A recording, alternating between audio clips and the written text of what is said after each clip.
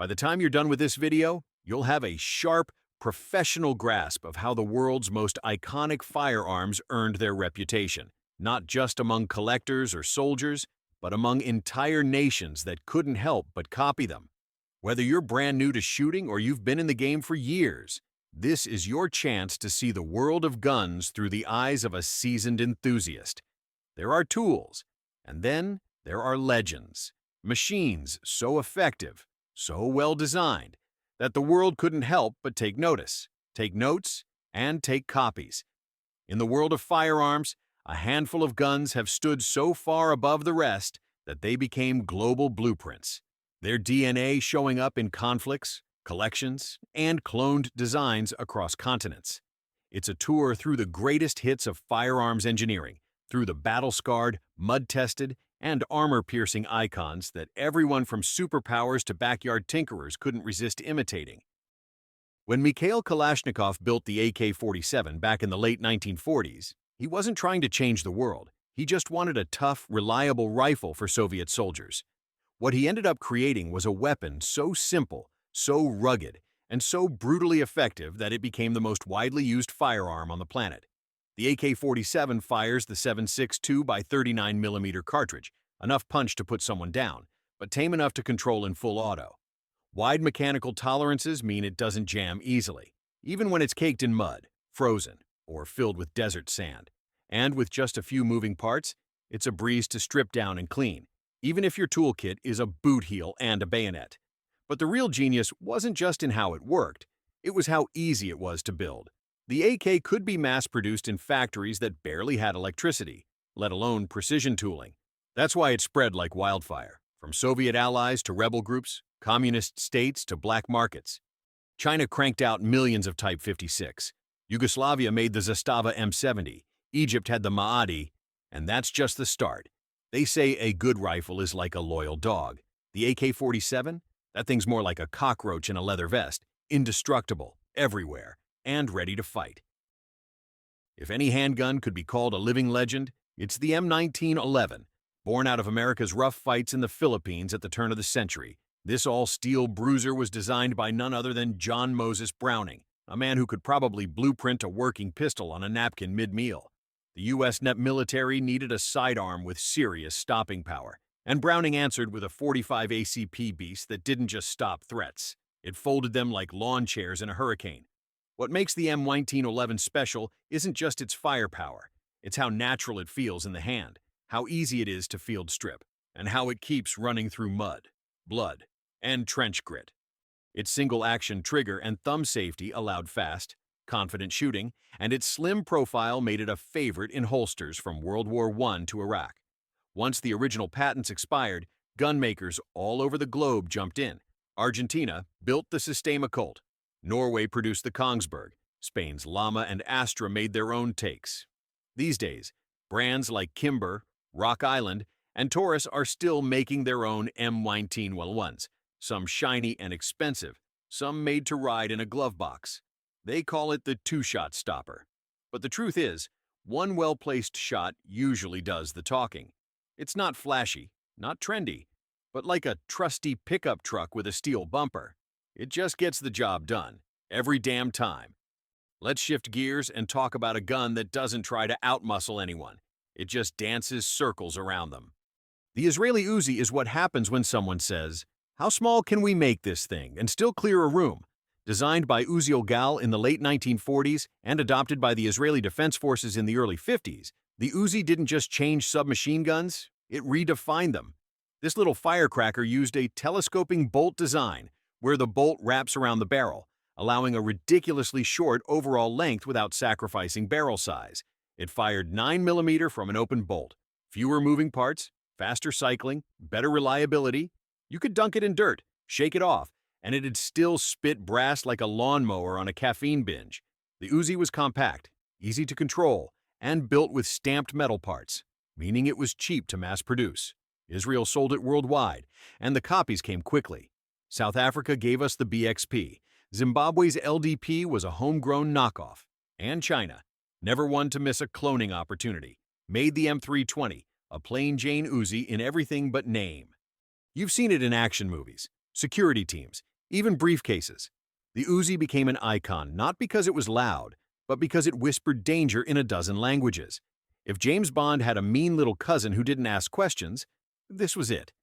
Now, if the AK-47 was the left hand of the Cold War, the FN FAL was the right. Born in post-war Belgium and crafted by Dieudonné Saïve at FN Herstal, this battle rifle was built to arm the free world.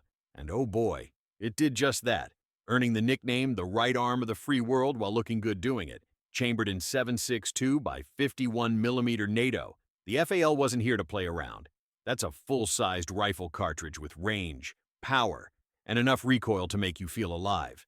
But the FAL handled it with class. It had an adjustable gas system, like tuning a hot rod, so you could dial it in for different ammo or filthy field conditions. Solid ergonomics, reliable action, and easy field maintenance made it beloved by soldiers and armorers alike. Rather than keeping it locked down, FN licensed the design to allies around the globe. The British version? L1A1, semi-auto only. Canada made the C1A1. Brazil turned out the M964. Australia, New Zealand, India, South Africa. The list just keeps going. It wasn't the cheapest rifle. It wasn't the lightest. But when you needed something that could cross a jungle, slam through a desert, and still punch through walls on the other side, the FAL had your back. Call it old-school elegance with a steel jawline. If James Bond were a battle rifle, this would be his tuxedo. The CZ-75 didn't kick down the door. It strolled in, adjusted its cuffs, and quietly took over. Introduced in 1975 by the Koch brothers in Czechoslovakia, it was designed not for domestic use, but for export, to earn hard currency in the West. What they built wasn't just marketable, it was magnificent. This 9mm double-action Chosh single-action pistol had a feature most others didn't: a slide that rides inside the frame. That design gives it tighter lockup, reduced recoil, and surprisingly good accuracy for something you can conceal under a flannel shirt. Ergonomics? Slick as butter. This thing melts into your hand like it was molded for your palm, not just stamped out of steel. But here's the twist. Czechoslovakia didn't secure international patents. So when the gun world saw what the CZ-75 could do, it didn't take long before clones started popping up like mushrooms after a thunderstorm. Italy's Tanfoglio kicked off the witness line. Israel made the Jericho 941, aka the Baby Eagle. Turkish makers like Konik joined the party too, each adding their own spin. The original CZ-75 became a legend, not just for what it did, but for what it inspired. It didn't shout, it didn't flex. It just showed up, shot straight, and left everyone wondering why their fancy plastic pistols didn't feel half as good. If the M1911 was a prize fighter, the CZ-75 was a ballroom dancer with a switchblade in its shoe. You want a shotgun that'll never quit? One that laughs at mud, dust, and neglect like it's breakfast? That's the Remington 870. Born in 1950 and still going strong after more than 11 million units sold, this pump-action workhorse became the go-to scattergun for hunters, cops, soldiers, and anyone who wanted a little extra oomph behind their door. What made it so good? For starters, it's built around a solid steel receiver. None of that cast aluminum nonsense. The pump action is smooth, tough, and nearly unbreakable. It digests everything from birdshot to slugs without complaint. And thanks to its modularity, you can trick it out like a Lego set. Short barrel for home defense? Done. Long barrel for ducks? Easy. Tactical stock? Extended mag? Ghost ring sights? Go nuts. The best part? When the patents ran out, the clones rolled in. China's Norinco cranked out the 982. Turkey's Armsen and Pardis followed suit. Even Russia, with its own rugged gun heritage, gave us the Baikal MP-133, another clear nod to the 870's bones. The Remington 870 isn't flashy. It's not trendy. But it'll still be working when your grandkid forgets to clean it for a decade and drops it out of a tree stand. It's the kind of gun that doesn't ask questions. It just chambers around and gets to work. If John Wayne were a shotgun, he'd be an 870 with a wooden stock and a quiet grudge. Not every soldier is a sniper, but every squad needs someone who can reach a little further. That's where the Dragunov SVD steps in. Designed in the late 1950s by Yevgeny Dragunov and adopted in 1963 by the Soviet military. This wasn't a bolt-action bench queen. It was a battle-ready designated marksman rifle, built to run with the grunts and still hit targets at 800 meters with terrifying consistency. It fires the 7.62 by 54mm R cartridge, a round older than your grandpa's war stories, but still packing a wallop. The rifle came standard with the PS-01 scope, complete with a rangefinder and an IR filter. This wasn't just glass, it was a system, lightweight for its time, semi-auto, and surprisingly rugged. The SVD wasn't made for slow breathing and yoga poses. It was made for battlefield chaos. And because the Soviets believed in spreading ideology and hardware, they handed out blueprints like Halloween candy. China turned it into the NDM-86, even converting some to 308 for export. Iran produced the Nakjir 3. Iraq cranked out their Al-Qadisiyah variant. If you saw a Cold War conflict, chances are an SVD, or something pretending to be one, was there. It's not a sniper rifle in the Hollywood sense, but it's reliable, accurate, and mean. Think of it like a cold-eyed farmhand with a scoped lever action, quiet, focused, and capable of ending arguments before they start. Some guns fight wars, others rob banks. The Thompson submachine gun? It did both, and looked sharp doing it.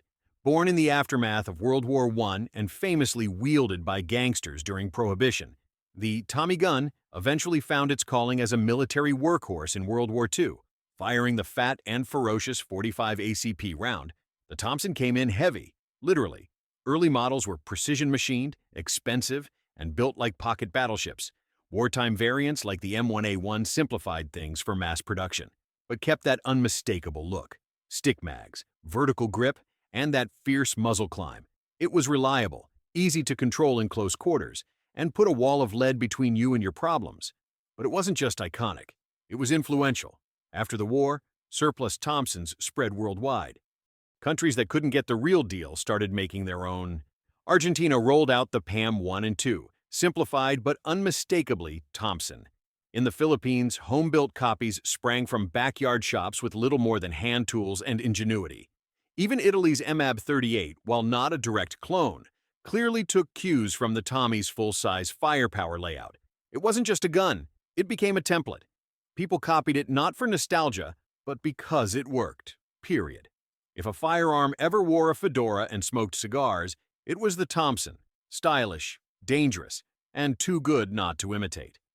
Before polymer pistols flooded the market and double-stack mags became standard, there was the Browning High Power, designed by John Moses Browning, yes, again, and finished by FN Herstal in Belgium after his death. This 9mm beauty entered service in the 1930s and instantly set a new bar. 13 rounds in a flush magazine, in an era where most pistols held 7 or 8. That was like rolling up to a knife fight with a chainsaw and a backup chainsaw. Beyond capacity, the high power delivered in all the right ways. Excellent ergonomics, reliable single-action trigger, and a rugged steel frame made it a dream in the hand and a nightmare downrange. It pointed naturally, shot flat, and fed just about anything you shoved in the mag. And the world noticed, hard. FN licensed the design far and wide.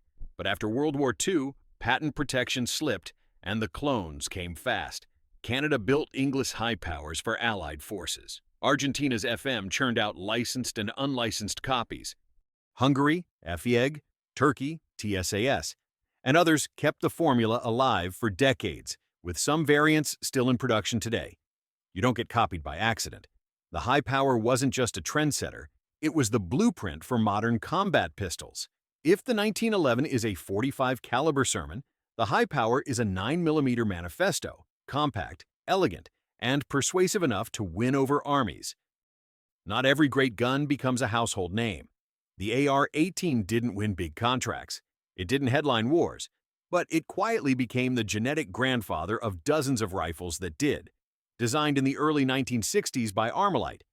Yes, the same crew behind the AR-15, the AR-18 was built to be what the M16 wasn't. Cheap, rugged, and easy to build almost anywhere. It used a short-stroke gas piston system instead of the M16's direct impingement, which made it run cooler, cleaner, and more reliably in dirty conditions. Stamped steel construction meant you didn't need high-end forging equipment, just basic tooling and some elbow grease. It had a folding stock, simple controls, and could be field-stripped by a sleep-deprived conscript in the dark. And though few armies adopted it directly, its design DNA spread far and wide. Japan's Type 89, AR-18 at heart. The UK's SA-80, internals borrowed straight from the 18. Singapore's SAR-80, basically its cousin. Even modern rifles like Germany's HK-G36 and America's ACR owe more than a little inspiration to this unassuming pioneer.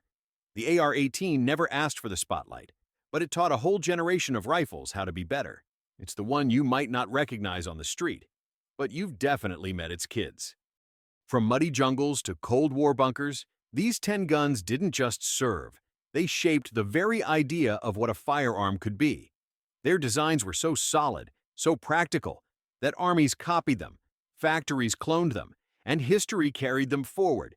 Some were refined, others were bootlegged, but all left a mark far beyond their original blueprints. If you've made it this far, you now know why some guns don't fade. They replicate. If you enjoyed the ride, give it a like, maybe a share, and we'll catch you in the next one. Thanks for watching, and as always, stay sharp out there.